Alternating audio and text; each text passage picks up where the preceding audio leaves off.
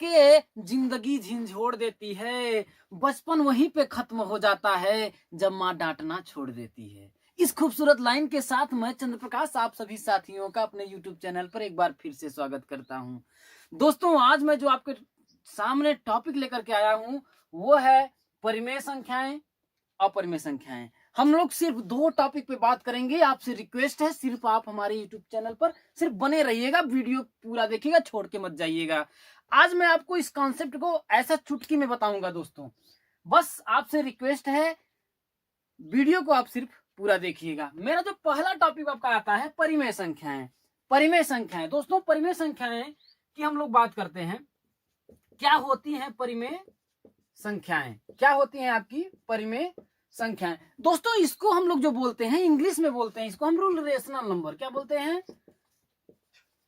Rational number. तो दोस्तों अब देखिए, इसमें हम लोग डेफिनेशन बनाते हैं। अगर इसका करें, देखिए अब देखिए, अगर मैं इसको 2 पार्ट में बात करूं, रेशनल को यदि मैं 2 पार्ट में बात करूं, तो अगर ये देखा होगा आपका आएगा रेशियो प्लस नल।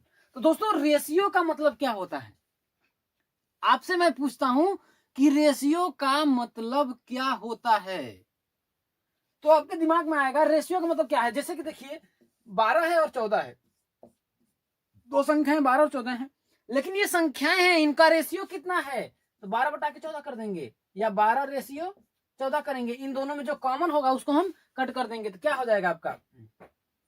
ये होता 2 6 के 12, 2 7 14, मतलब कि इन दोनों का रेशियो जो है 6 संबंध है 7 है। इन दोनों का जो रेशियो क्या है आपका? 6 संबंध है 7 है। तो दोस्तों इसके कहने का मतलब मेरे ये है, इसके कहने का मतलब मेरे ये है कि परिमेय संख्या ऐसी होती हैं जिसको रेशियो के फॉर्म में लिखा जाए। इसका मतलब ये है कि जिनको P अपान Q के फॉर्म में लिखा जाए, मतलब ऐसी संख्याएं जिनको रेशियो के फॉर्म में, मतलब जिनको P बाई Q के फॉर्म में लिखा जाए, उसे परिमेय संख्याएं कहते हैं। इतना ही आपको दिमाग में ही लगता होगा कि ऐसी संख्याएं जिसको P बाई Q के फॉर्म में लिखा जाता है उसे परिमेय संख्याएं कहते हैं।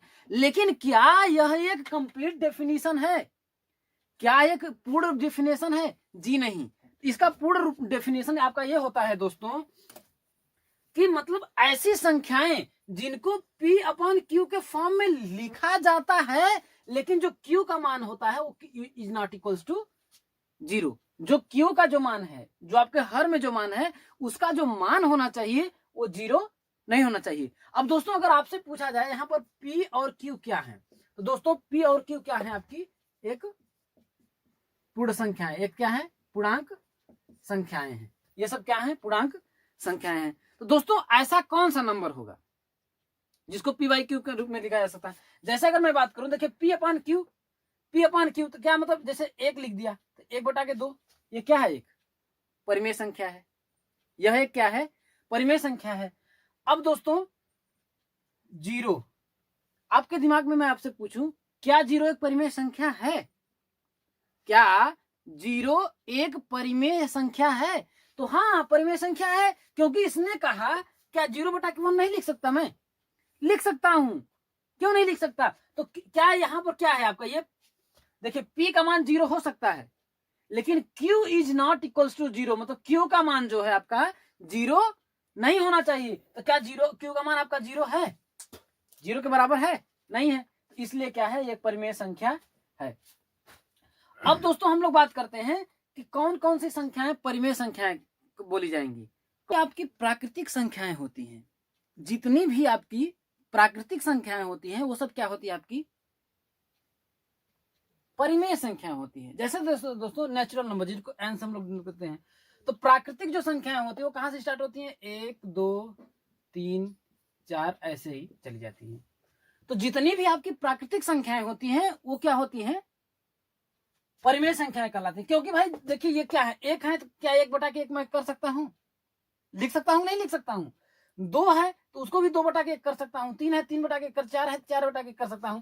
तो उसमें परिमेय संख्याओं का जो डेफिनेशन होता है, परिभाषा होता है, मैंने क्या बताया कि ऐसी संख्याएं जिनको P अपान Q के फॉर्म में लिख सकते हैं, P अपान Q के रूप में लिख सकते हैं, लेकिन Q का मान 0 नहीं होना चाहिए। तो Q का मान किसी का 0 हो रहा है? Q का मान किसी का 0 हो रहा है? तो जब 0 नहीं हो रहा है तो इसलिए सब संख्याएं क्या होंगी? परिमेय संख्या होंगी।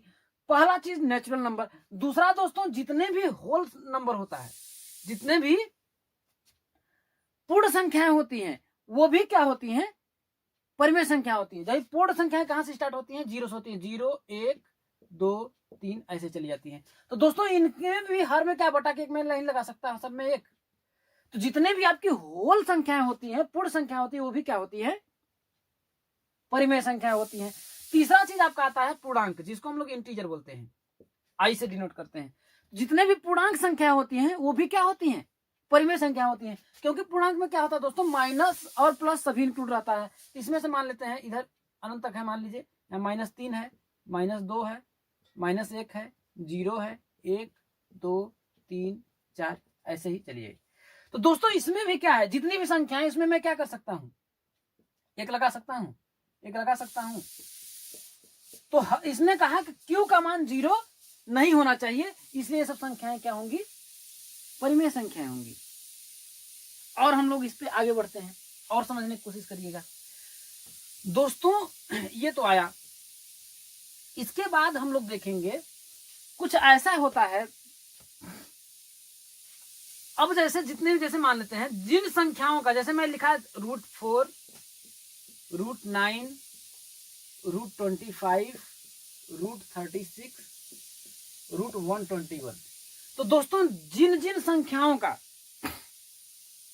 पूर्ण रूप से वर्गमूल निकाला जा सकता है, वो जो संख्याएं होती हैं वो क्या कहलाती हैं, परिमेय संख्याएं हो सकती हैं, होती हैं। जैसे देखिए 4 का यदि मैं वर्गमूल निकालूं तो कितना आएगा, 2 आएगा। तो क्या मैं 2/1 नहीं लिख सकता हूं, 2/1 नहीं लिख सकता हूं, लिख सकता हूं। 9 है, 9 का निकालूंगा, √9 का कितना आएगा, 3, 3/1 कर देंगे। तो जितनी भी आपकी संख्याएं हैं, यदि उन संख्याओं का क्या है, वर्गमूल निकाला जा सकता है और पूर्ण वर्गमूल निकल जाए, वो तो संख्याएं आपकी क्या कहलाती हैं, परिमेय संख्याएं हो सकती हैं। वो सब संख्याएं क्या आपकी हो सकती हैं, परिमेय संख्याएं हो सकती हैं। और दोस्तों बताते हैं, और जैसे कुछ ऐसी संख्याएं होती हैं, जैसे देखिए 1.333, ये ऐसे अनंत तक चला जा रहा है। तो दोस्तों यदि इस प्रकार की यदि संख्याएं हैं, दशमलव के बाद उन संख्याओं की क्या हो रही है, पुनरावृत्ति हो रही है। दशमलव के बाद उन संख्याओं की क्या हो रही है, पुनरावृत्ति हो रही है, तब भी वो संख्याएं क्या होंगी, तब भी वो संख्याएं आपकी क्या होंगी, परिमेय संख्या होंगी। क्योंकि इस प्रकार की जो संख्याएं होती हैं उनको क्या कर सकता है हम लोग, P/Q के फॉर्म में लिख सकते हैं। इस प्रकार की जो संख्याएं होती है, इस प्रकार की संख्याओं को भी हम क्या कर सकते हैं, P/Q के फॉर्म में लिख सकते हैं। यहां पर है, इसको यदि सॉल्व मैं करूं, देखिए मैं मान लेता हूं x बराबर कितना है आपका, 1.33 है, ऐसे ही इनफाइनाइट तक जा रहा है। तो इसमें मैं क्या करूंगा, 10 का गुणा कर दूंगा। देखिए एकदम आपको लॉजिकली एकदम समझा रहे हैं। तो 10 का गुणा करेंगे तो क्या हो जाएगा, ये 10 से x बराबर कितना हो जाएगा, 13.33, ऐसे अनंत तक चला जाएगा। ये समीकरण नंबर 1 मान लेंगे, ये समीकरण नंबर आपका 2 मान लेंगे। तो समीकरण 2 में से 1 को मैं घटा दूंगा, 2 में से 1 को घटाऊंगा तो इधर हो जाएगा, देखिए 2 में से 1 तो हो जाएगा 10 - x बराबर हो जाएगा 13। ऐसे मानिए 10x - x बराबर यहाँ क्या हो जाएगा, 1.333, यहाँ 13.333, इधर अनंत तक गया, इधर अनंत तक गया। अगर मैं दोस्तों इसको मैं अगर घटा देता हूं, ये क्या है, यदि मैं घटा देता हूं तो यहाँ 10x में से x जाएगा, यहाँ कुछ नहीं, 1 मानेंगे, कितना आ जाएगा 9x बराबर, यहाँ देखिए 13 में से 1 जाएगा, 13 में से 1 जाएगा तो कितना, इधर देखिए पहले हम लोग दाहिने से घटाते हैं, जितना आएगा इधर आएगा 0 आ जाएगा। क्योंकि देखिए जितना भी क्या है, अनंत तक इधर भी गई है, इधर भी अनंत तक गई है, सब में से घटाएंगे 0 आएगा, 13 में से 1 घटाएंगे कितना आएगा 12। तो x बराबर कितना हो जाएगा, 12/9। तो x बराबर कितना हो जाएगा, देखिए 4 3 12, 3 3 9, 4/3। तो क्या P/Q के फॉर्म में नहीं आ गया, P/Q के रूप में नहीं आ गया।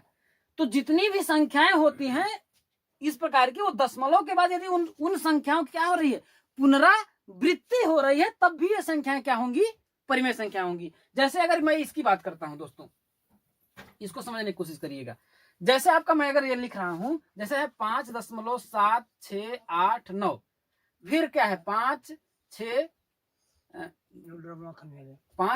कितना है 7689, तो फिर 7689, फिर 7689। तो दोस्तों इसमें क्या है, ये भी जो संख्याएं वो क्या है, ऐसे ही अनंत तक ये चली गई। तो दोस्तों ये भी जो संख्याएं हैं ये क्या है, परिमेय संख्या है, इनको भी पी बाई क्यू के फॉर्म में लिखा जा सकता है, क्योंकि ये देखिए 5 देखिए 7 6 8 9 7 6 8 9 के बाद इसमें हम 12 लगा देंगे। इसका मतलब यह है कि ये संख्याएं क्या है, रिपीट कर रही है। देखिए 7 6 8 9 7 6 8 9 7 6 8 9, ऐसे ही क्या है संख्या आपकी, ऐसे ही आपकी जो संख्याएं क्या है रिपीट कर रही हैं, इसलिए ये भी संख्याएं क्या है आपकी परिमेय संख्याएं होंगी।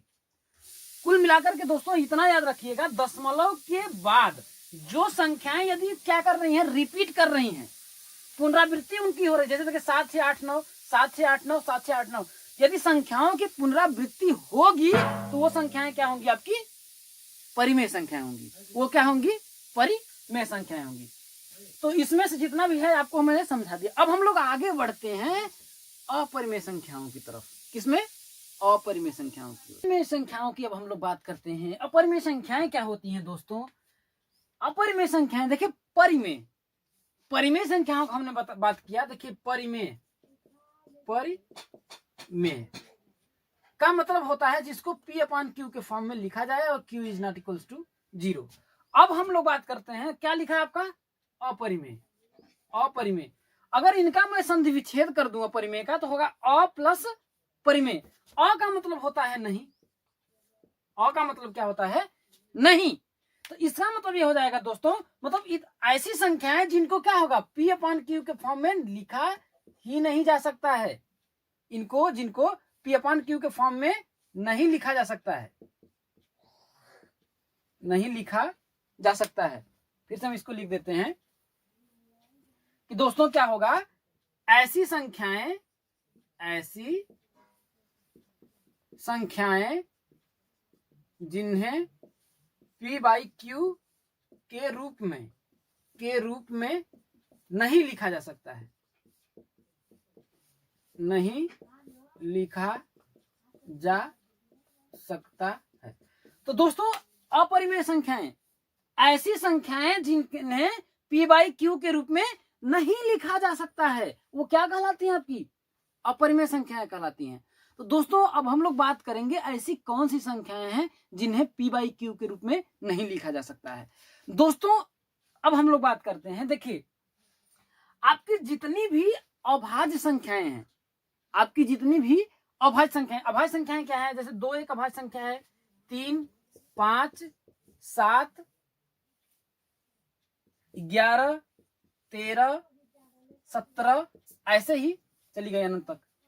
दोस्तों जितनी भी अभाज्य संख्याएं हैं, यदि उन पे क्या कर दें हम लोग, रूट लगा दें, क्या कर दें, रूट लगा दें, तो ये सभी संख्याएं क्या होती हैं, अपरिमेय संख्याएं कहलाती हैं।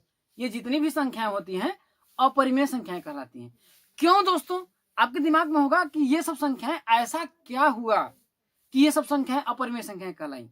दोस्तों इनको हम P/Q के रूप में नहीं लिखा सकते हैं, लेकिन √2 का यदि मैं वर्गमूल निकालूं, √2 का तो आएगा आपका 1.414237 ऐसे ही अनंत तक चला जाएगा।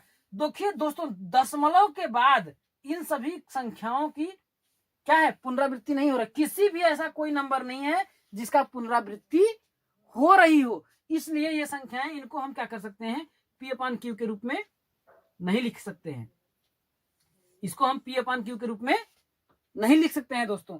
इसलिए ये जितनी भी अभाज्य संख्याएं होती हैं वो क्या होती हैं, अपरिमेय संख्याएं होती हैं दोस्तों। क्या होती हैं, अपरिमेय संख्या होती हैं। दोस्तों अब हम लोग एक बात और करते हैं, क्या पाई एक अपरिमेय संख्या है या परिमेय संख्या है।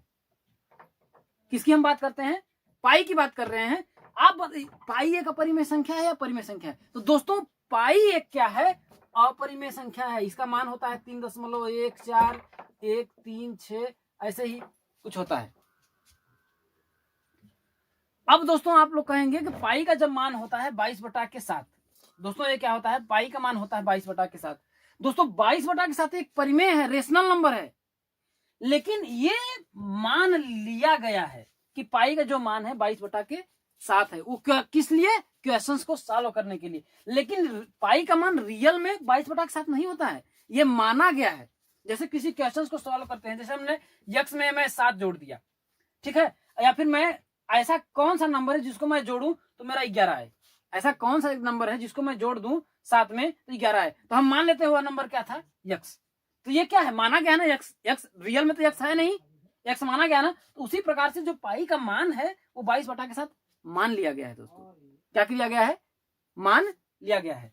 तो इसलिए दोस्तों जो भी संख्याएं होती हैं वो ऐसी संख्याएं जिनको क्या करें हम P अपान Q के रूप में नहीं लिख सकते हैं, वो सब क्या होती हैं, अपरिमेय संख्याएं होती हैं। अब दोस्तों जैसे मैं बात करूं, अगर मैं बात करूं √10, √10, क्या एक परिमेय संख्या है या अपरिमेय संख्या है, परिमेय संख्या है या अपरिमेय संख्या है। तो दोस्तों ये क्या है, एक अपरिमेय संख्या है, क्योंकि अगर मैं इसको तोड़ूं तो क्या होगा, 2 इंटू √5 में टूटेगा। तो क्या मैं इसको √2 इंटू √5 नहीं कर सकता, कर सकता हूं, नहीं कर सकता हूं ना। तो √2 क्या है, एक अपरिमेय संख्या है, √5 क्या है, एक अपरिमेय संख्या है। दोस्तों कुल मिलाकर के हम ये कह सकते हैं, कुल मिलाकर के हम ये कह सकते हैं कि ऐसी संख्याएं, चाहे संख्याएं जो भी हो, चाहे संख्याएं भाज्य हो या अभाज्य हो, इससे मतलब नहीं है, ऐसी संख्याएं जिनका पूर्ण रूप से क्या होता है, पूर्णतः वर्गमूल नहीं निकल पाता, वर्गमूल नहीं निकल पाता, नहीं निकल सकता, जिनका कंप्लीट रूप से वर्गमूल नहीं निकल सकता है, वो सभी संख्याएं क्या होती हैं, आपकी अपरिमेय संख्या होती हैं। वो सभी जो आपकी संख्याएं होती हैं वो क्या होती हैं, अपरिमेय संख्याएं होती हैं दोस्तों। तो समझ में आ गया होगा। अब दोस्तों मैं एक लास्ट और अच्छा चीज बताने जा रहा हूं, इसको समझिएगा, ये थोड़ा इससे थोड़ा बाहर मैं बात करता हूं दोस्तों, कि हम लोग बात करते हैं कि परिमेय संख्याओं में आता था P अपान Q होना चाहिए, परिमेय संख्याओं में, मैं किसकी बात कर रहा हूं, परिमेय संख्याओं की, P अपान Q होना चाहिए और Q का मान 0 नहीं होना चाहिए। दोस्तों यदि 0 क्यों नहीं होना चाहिए, P बाई Q, तो Q is not equals to 0, क्यों, Q is not equals to 0, P का मान 0 क्यों नहीं होना चाहिए। आपके दिमाग में ऐसा कुछ समझ में आया, कभी सोचा आपने, कभी सोचा कि Q का मान 0 क्यों नहीं होना चाहिए।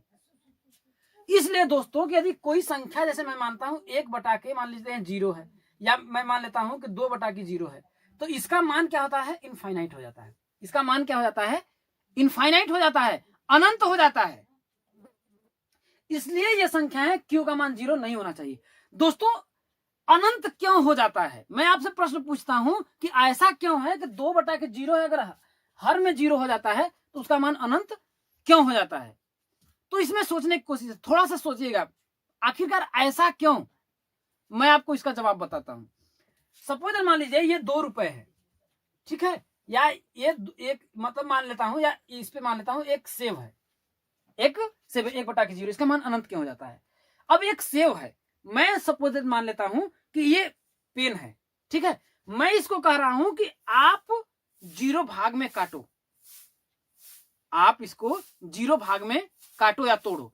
तो थोड़ा अपने ध्यान करिएगा, मैं मान लेता हूं कोई सी चक्कू या किसी चीज से मैं इसको काटता हूं, ज्यों का मैं यहां पर मारने की कोशिश करता हूं, लेकिन जब यहां पर आते हैं हम तो हमारा हाथ क्या करता है, रुक जाता है, हमारा हाथ क्या करता है, रुक जाता है, क्योंकि यदि मैं इस पे चलाया तो ये क्या होगा, 2 भागों में हो जाएगा, ये क्या हो जाएगा, 2 भागों में हो जाएगा। लेकिन इसने क्या कह रहा है कि 0 भाग में तोड़ना है, तो मैं बार बार यही प्रक्रिया करता रहूंगा, लेकिन प्रक्रिया करता रहूंगा, मारता रहूंगा, लेकिन यहां पर आते वक्त मेरे दिमाग में ये आएगा, जहां ये कटा 2 भागों में हो जाएगा, जहां पर ये कटेगा 2 भागों में हो जाएगा। यही प्रक्रिया मैं बार बार अनंत करूंगा, लेकिन फिर भी क्या होगा, इसलिए क्या होता है, ये नहीं कटेगा, क्योंकि जहां पर मैं इसको काटा तो यहां क्या 2 भाग हो जाएगा, और इसने कहा क्या है, एक को 0 भाग में तोड़ना है, ये बोला क्या है, 0 भाग में तोड़ना है, इसलिए इसका मान क्या होता है, अनंत इसलिए होता है दोस्तों। इसलिए जो होता है परिमेय संख्याओं Q का मान 0 नहीं होता है, क्योंकि उसका कोई मान निश्चित ही नहीं कर सकते, तो परिमेय संख्याएं कहां से होंगी। तो यहीं पर हम अपने वीडियो की समाप्ति करते हैं। दोस्तों आप लोगों को मेरा वीडियो कैसा लगा कमेंट करके जरूर बताइएगा। यदि वीडियो पसंद आया है तो लाइक करिए, यदि आप हमारे चैनल पे दोस्तों नए हैं तो चैनल को सब्सक्राइब करिए। फिर मिलेंगे अगले वीडियो में, तब तक के लिए दोस्तों अपना ख्याल रखिए, बाय बाय, टेक केयर, धन्यवाद।